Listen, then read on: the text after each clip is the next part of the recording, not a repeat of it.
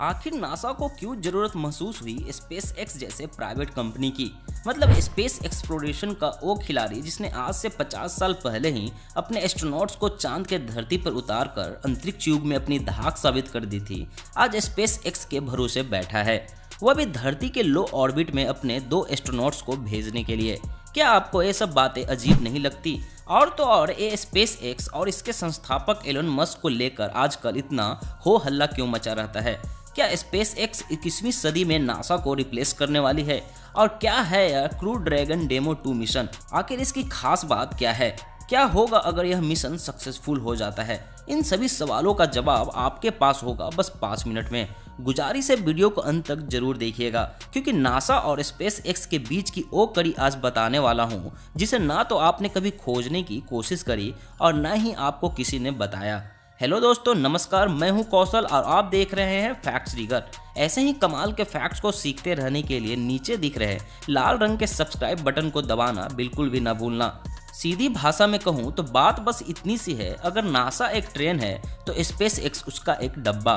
NASA और space x की कोई तुलना ही नहीं, क्योंकि जहां नासा लगातार 1958 से स्पेस के लगभग हर क्षेत्र को एक्सप्लोर करता रहा है, चाहे एस्ट्रोनॉट्स को अंतरिक्ष में भेजना हो या हब्बल टेलीस्कोप से सुदूर गैलेक्सियों की तस्वीरें निकालना या फिर मंगल ग्रह पर अपना रोबोटिक रोवर को लॉन्च करना, ये सभी चीजें मिलकर नासा के दायरे को बढ़ाता है। वहीं स्पेस एक्स सिर्फ एक्सपर्टाइज है स्पेस ट्रांसपोर्टेशन में, मतलब धरती के लो ऑर्बिट में स्पेस इक्विपमेंट से संबंधित कार्गो को ट्रांसपोर्ट करने में।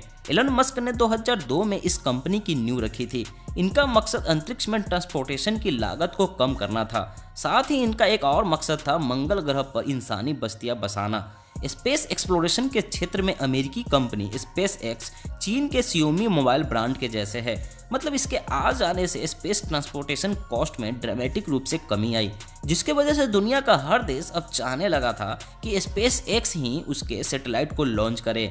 स्पेस एक्स एक ऐसी कंपनी है जो कि फॉल्कन 9 और फॉल्कन हेवी रॉकेट्स के जरिए कॉमर्शियल और सरकारी लॉन्च सेवाएं देती है। नासा को 2000 के दशक की शुरुआत से ही अपने एस्ट्रोनॉट्स और कार्गो को इंटरनेशनल स्पेस स्टेशन और चांद तक ट्रांसपोर्टेशन करने के लिए एक ऐसी अलग एजेंसी की जरूरत थी जो स्पेस ट्रांसपोर्टेशन में एक्सपर्ट हो, ताकि नासा बिना कोई चिंता के अपने प्राइमरी मोटिव यानी स्पेस एक्सप्लोरेशन पर फोकस कर सके।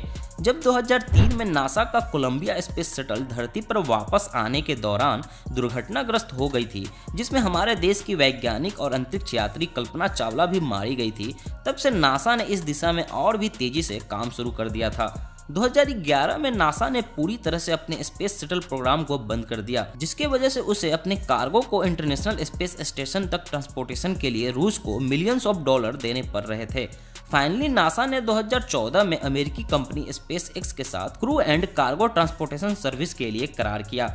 तब से लेकर अब तक स्पेस एक्स ने सैकड़ों बार नासा के कार्गो फ्लाइट्स को इंटरनेशनल स्पेस स्टेशन तक सफलतापूर्वक पहुंचाया। लेकिन 27 मई 2020 का दिन स्पेस एक्स और नासा दोनों के लिए कई मायनों में ऐतिहासिक था, क्योंकि यह अंतरिक्ष में जाने के लिए रूस पर लगभग 10 साल की निर्भरता को खत्म करेगा, जिसके वजह से अब नासा के अंतरिक्ष यात्री अमेरिकी धरती से ही उड़ान भर पाएंगे। साथ ही यह पहली बार है जब एलन मस्क की कंपनी स्पेस एक्स अंतरिक्ष यात्रियों को अंतरिक्ष में भेजेगी, जो कि अब तक सिर्फ कार्गो को ले जाया करती थी। फिलहाल इसकी लॉन्चिंग खराब मौसम की वजह से टाल दिया गया है, नहीं तो आज स्पेस एक्स दुनिया की पहली प्राइवेट कंपनी बन जाती जो किसी एस्ट्रोनॉट्स को धरती के लो ऑर्बिट में ले जाने में कैपेबल है। इसके अलावा अगर यह मिशन पूरी तरह से सफल होता तो नासा 2.6 बिलियन डॉलर का करार स्पेस एक्स के साथ करेगी अपने फ्यूचर ऑपरेशनल मिशन के लिए। फिलहाल इसे एक डेमो के तौर पर देखा जा रहा है, इसीलिए इसे क्रू ड्रैगन डेमो 2 मिशन नाम दिया गया है। डेमो 1 मिशन को मार्च 2019 में अंजाम दिया गया था, जो बेसिकली एक कार्गो मिशन था जिसमें कोई एस्ट्रोनॉट्स नहीं थे। क्रू ड्रैगन डेमो 2 मिशन की खास बात यह है कि इसके कैप्सूल को पूरी तरह से अंतरिक्ष यात्रियों के सुविधा के हिसाब से डिजाइन किया गया है। पिछले स्पेसक्राफ्ट से उलट इसमें क्रू केबिन में बटन की जगह टच स्क्रीन कंट्रोल लगे हुए हैं। इसमें थ्रस्टर भी लगे हुए हैं, जिससे यह स्पेस में आसानी से अपनी पोजीशन को बदलकर किसी भी डायरेक्शन में मुड़ सकता है। साथ ही यह ऑटोमेटिक रूप से इंटरनेशनल स्पेस स्टेशन से डॉकिंग कर सकता है। क्रू ड्रैगन कैप्सूल को इस तरह से डिजाइन किया गया है कि इसमें अधिकतम 7 यात्री ही बैठ सकते हैं, लेकिन नासा की फ्लाइट्स में केवल 2 एस्ट्रोनॉट्स ही होंगे। बाकी की जगह इस्तेमाल सप्लाई रखने के लिए किया जाएगा।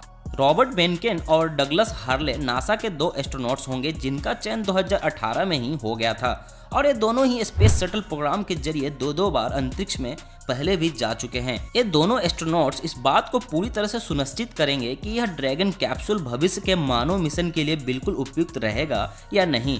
इसके अलावा environmental control system, rocket propulsion system, नए डिस्प्ले को और मैन्यूवरिंग थ्रस्टर को पूरी तरह से टेस्ट करेंगे। पहले से अंतरिक्ष में स्थापित स्पेस स्टेशन पहुंचने के दौरान ऑटोमेटिक डॉकिंग सिस्टम पर भी निगरानी रखेंगे। इसके बाद ये इंटरनेशनल स्पेस स्टेशन के क्रू के तौर पर कुछ दिन वहीं बिताएंगे। जब इनकी पृथ्वी पर वापसी होगी तब यह ड्रैगन कैप्सूल अटलांटिक महासागर में पैराशूट के सहारे गिरेगा। इसके बाद कैप्सूल और क्रू को गो नेविगेटर नाम के शिप के जरिए निकाल लिया जाएगा। बेनकेन और हर्ले जो स्पेस एक्स की फ्लाइट सूट पहनेंगे वे पहले के डिजाइन से काफी अलग होंगे और कुछ मॉडर्न दिखेंगे। स्पेस एक्स के सूट पतले और एक पीस वाले होंगे। इनके हेलमेट भी पतले और 3D प्रिंटिंग वाले हैं और ये किसी साइंस फिक्शन मूवी से कम नहीं लगता। तो ऐसा शायद इस वजह से है क्योंकि इसके लुक को हॉलीवुड कॉस्ट्यूम डिजाइनर जोस फर्नांडेज ने तैयार किए हैं, जो बैटमैन, एक्समैन और थोर जैसे फिल्मों के लिए काम कर चुके हैं। आज की इस वीडियो में बस इतना ही। अगर वीडियो पसंद आई हो तो इसे लाइक जरूर करना, ना पसंद आई हो तो डिसलाइक कर देना। इस वीडियो को ज्यादा से ज्यादा शेयर करके मुझे सपोर्ट भी कर सकते हो। इस वीडियो को देखने में अपना कीमती समय देने के लिए आपका धन्यवाद।